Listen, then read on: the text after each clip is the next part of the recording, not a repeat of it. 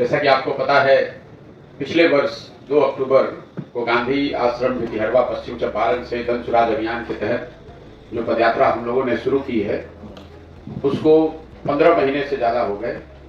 इन 15 महीनों में पश्चिम चंपारण से चल के पूर्वी चंपारण, शिवहर, गोपालगंज, सिवान, छपरा, वैशाली, समस्तीपुर, मुजफ्फरपुर, सीतामढ़ी, मधुबनी होते हुए हम लोग दरभंगा पहुंचे हैं। पिछले महीने के 29 तारीख को मैं दरभंगा आया और ये पूरा महीना मैं दरभंगा में ही रहूंगा। पदयात्रा के जो 3 उद्देश्य हैं, पहला उद्देश्य ये है कि बिहार की जनता के गरीबी, बदहाली, पिछड़ापन का जो कारण है, उन सारे कारणों का जो मूल है, जो जड़ है, वो मेरी समझ से ये है कि बिहार की जनता अपनी परेशानियों से 5 साल जूझती है, समस्याओं से, पढ़ाई के लिए, रोजगार के लिए, सड़क, बिजली, पानी, हर चीज की दिक्कत उसको है। लेकिन जब वो वोट करने जाती है 5 वर्ष पर एक बार, तो वो अपनी समस्याओं को छोड़कर उन मुद्दों पर यहाँ के लोग वोट करते हैं जो जिनका उनके समस्याओं से कोई सरोकार नहीं है। पिछले 30-35 वर्ष से बिहार में ज्यादातर लोग, 2/3 से ज्यादा जो वोटर है, वो सिर्फ 4 ही मुद्दे पर वोट कर रहा है।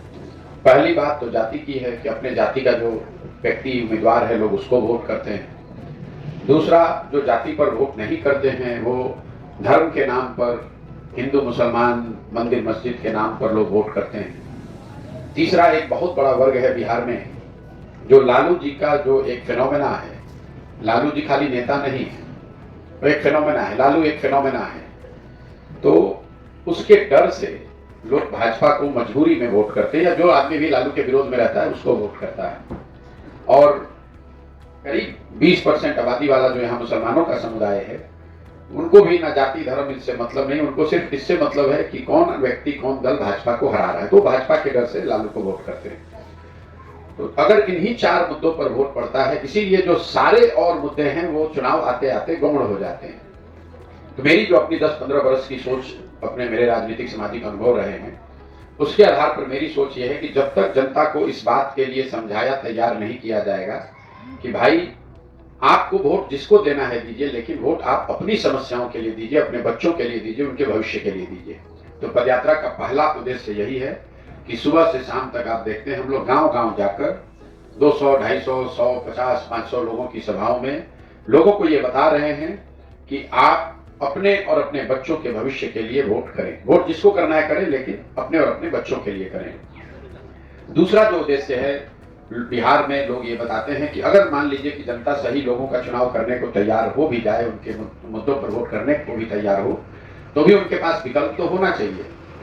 जो लालू के डर से भाजपा, भाजपा के डर से लालू को वोट देने वाले करीब आधी जनता है, उसको तो ये मालूम है कि ये गलत वोट वो कर रहे हैं, वो जाति पर नहीं दे रहे हैं, धर्म पर नहीं दे रहे हैं, इसलिए मजबूरी में दे रहे हैं।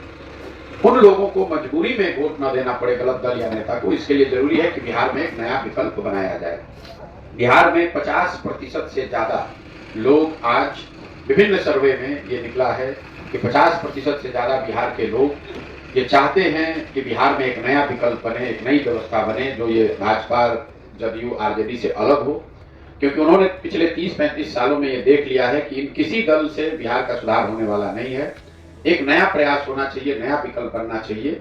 अब वो विकल्प क्या हो, कौन उसका नेता हो, उसको लेकर अलग अलग मत हो सकते हैं, लेकिन बिहार में एक नया और बेहतर विकल्प होना चाहिए। इसको लेकर आधी से ज्यादा जनता एक तरीके से तैयार बैठी है। तो पदयात्रा का दूसरा उद्देश्य है कि बिहार में ऐसे लोगों को साथ में लेकर एक नया विकल्प और दल बनाया जाए। फर्क सिर्फ इतना है कि वो दल कोई व्यक्ति प्रशांत किशोर न बनाए, बल्कि जब अगर 50% जनता, 6 करोड़ से ज्यादा लोग ये चाहते हैं कि नया दल बने, उन्हीं लोगों में से सही लोगों को ढूंढ कर निकाला जाए और सब लोग मिलकर एक लोकतांत्रिक तरीके से एक दल बनाएं। वही लोग मिलकर इस दल का संविधान तय करें, वही इसकी दल की प्राथमिकता तय करें, नेता का चुनाव करें और आगे जनता के सामने वो विकल्प के तौर पर अपनी बात रखें। पदयात्रा का जो तीसरा उद्देश्य है कि अगर लोगों की बात समझ में आ जाए कि भाई हमें अपनी समस्याओं पर, अपने बच्चों के भविष्य के लिए वोट करना है, उनके सामने सही जनप्रतिनिधि का विकल्प भी, दल का विकल्प आ जाए, लोग उसको चुन भी दे, तो भी बिहार का सुधार नहीं हो सकता है जब तक चुने हुए लोगों के पास बिहार को सुधारने के लिए एक ब्लूप्रिंट ना हो, एक योजना ना हो। तो पदयात्रा का तीसरा उद्देश्य ये है कि जमीन पर जाकर, जमीनी हकीकत को समझकर, समस्याओं को आंख से देखकर, लोगों से सलाह मशवरा करके बिहार के हर पंचायत का अलग अलग, मतलब अगर 8,500 पंचायत हैं तो 8,500 अलग अलग योजनाएं बनाना, ताकि हर पंचायत का एक खाका बनाया जा सके कि अगले 10 वर्ष में उस पंचायत का विकास कैसे किया जाएगा। कहीं पुल की समस्या है, कहीं सड़क की समस्या है, कहीं जल जमाव की समस्या है, कहीं नाली गली का मामला है। इन बातों को तो हम लोग शामिल करते ही हैं, लेकिन इन सारी पंचायत की योजनाओं में 3 बातें बिल्कुल आवश्यक तौर पर शामिल की जाती है। पहला, हर पंचायत में बच्चों के पढ़ने की व्यवस्था को कैसे सुधारा जाए। दूसरा, हर पंचायत में 800 से 1200 नए रोजगार के अवसर कैसे पैदा किए जाए, ताकि यहां से बेरोजगारी और पलायन को रोका जा सके। और तीसरा, हर पंचायत में क्या किया जाए जिससे कि वहां के किसान, खेती किसानी करने वाले लोगों की आमदनी को बढ़ाया जा सके। बिहार में जो खेती है, ये लोग कमाने के लिए नहीं करते हैं। खेती यहाँ कमाई का जरिया नहीं, ये खाने का जरिया है। अब गांव देहात में सुनते होंगे, लोग कहता है कि अभी कटाई है तो आए हैं घर पर, अभी धान का रोपनी हो जाएगा, उसके बाद कमाने के लिए बाहर जाएंगे। मतलब खेती हम कमाने के लिए नहीं कर रहे, खेती तो इसलिए कर रहे हैं कि बाल बच्चे को खाना मिलता रहे। कमाने के लिए लोग मजदूरी करने बाहर जाते हैं। तो ये 3 जो मुख्य समस्या है जिसके समाधान से मुझे लगता है कि बिहार में व्यवस्था सुधर सकती है, वो है लोगों में जागरूकता आए कि लोग अपने और अपने बच्चों के लिए वोट करें, उनके सामने एक सही लोगों का विकल्प, एक नया दल हो, और तीसरा, उस दल के लोगों के पास बिहार को सुधारने का अगले 10 साल का प्रमाणिक एक योजना हो, जो नीचे जमीन से को देखकर समझकर बनाया गया हो। इन्हीं 3 उद्देश्यों को लेकर हम लोग पिछले 15 महीने से चल रहे हैं। करीब करीब आधा बिहार मैं कभी चल पाया हूँ, 40-45% के आसपास। आधा बिहार और बाकी है, उसको करने में अभी 1-1.5 साल और समय लग सकता है। लेकिन मैं पूरी तरीके से प्रतिबद्ध हूँ, चाहे 1 वर्ष लगे या 5 वर्ष, इस चीज को बिहार के गांव गांव जाके करना है, इस व्यवस्था को बनाना है। और इसी के लिए पूरा समय अपना जीवन का मैंने अपना घर परिवार छोड़कर, जैसा आप देखते हैं मैं कैंप में ही रहता हूँ, यहीं सुबह शाम चलता हूँ, और इस काम को हमें धीरे धीरे करना ही है। पदयात्रा सिर्फ चलने के लिए नहीं है, ऐसा नहीं है कि 20 किलोमीटर चले और फिर उसके बाद कहीं दूसरे जगह चले गए। पदयात्रा चलना एक जरिया है, एक चीज है। लोगों से मिलना, वहाँ की समस्याओं को समझना, बैठ के उसका योजना बनाना, वो भी पदयात्रा का हिस्सा है। अगर मैं दरभंगा में 35-40 दिन रुकूंगा तो उसमें 20-25 दिन चलूंगा, 10 दिन उन समस्याओं का संकलन, उन लोगों के साथ मिलना, उनको जोड़कर संगठन बनाना, ये भी पदयात्रा का हिस्सा है। जब मैं पदयात्रा यहाँ पर खत्म करूंगा तो सैकड़ों गांवों में हमने लोगों को जाकर अपने हिसाब से अपनी भाषा में लोगों को ये समझाया होगा कि आप अपने बच्चों के पढ़ाई के लिए, रोजगार के लिए वोट कीजिए।